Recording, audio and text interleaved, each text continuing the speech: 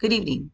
I'm Valerie Abair, and tonight's headline is a story that takes us into the heart of a growing legal and political storm in the United States, one involving a controversial deportation, the defiance of a federal court order, and a U.S. senator's international intervention that's already stirring debate and concern. According to a recent article published by the New York Times on April 20th, a man named Kamar Abrego Garcia, a Salvadorian national and a longtime Maryland resident, was deported by U.S. immigration officials, despite a federal judge's ruling that barred his removal. Garcia had been granted protection under a legal order due to credible death threats from gangs in El Salvador. The judge made it clear his deportation was not to proceed. Yet in March, immigration authorities moved forward with his removal anyway, an act that now stands at the center of a national legal controversy.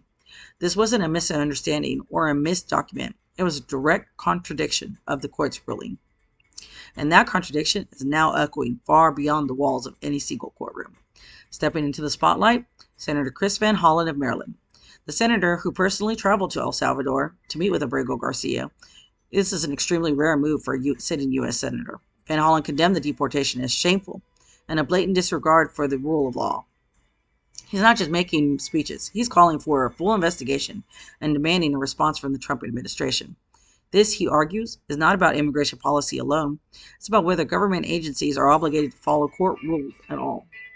The senator also met with Salvadoran officials to ensure Garcia's safety, noting that his life could be in danger as long as he remains in the country. And with many similar cases pending in the U.S. legal system, this may just be the beginning. This case is now being viewed as a constitutional stress test. Can a federal agency act in open defiance of the courts? What happens when judicial authority is ignored, not by a rogue official, but by the president? Legal scholars warn that we are venturing into dangerous territory. Immigration enforcement is complex, but no agency is above the law. When decisions from the bench can be sidestepped with little or no consequence, the very idea of checks and balances can begin to erode. Critics of the Trump administration say this is part of a broader pattern, undermining the judiciary and pushing legal boundaries in pursuit of political priorities. Supporters, however, argue that immigration officials must act quickly to protect the country, even if that means overruling what they see as judicial overreach. But where is the line between action and overreach, between enforcement and violation? That's the debate now unfolding across the country.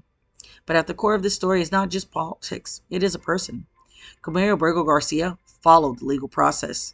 He had protection, he had representation, he had a court order in his favor, and yet he was deported anyway. This story forces us to confront a fundamental question. What does justice mean if it can be ignored? And who ultimately holds the power to decide whether the rules are followed or broken? I'm Valerie Abair, and this has been your report on the unfolding legal battle over immigration enforcement. Thank you for watching, and stay informed.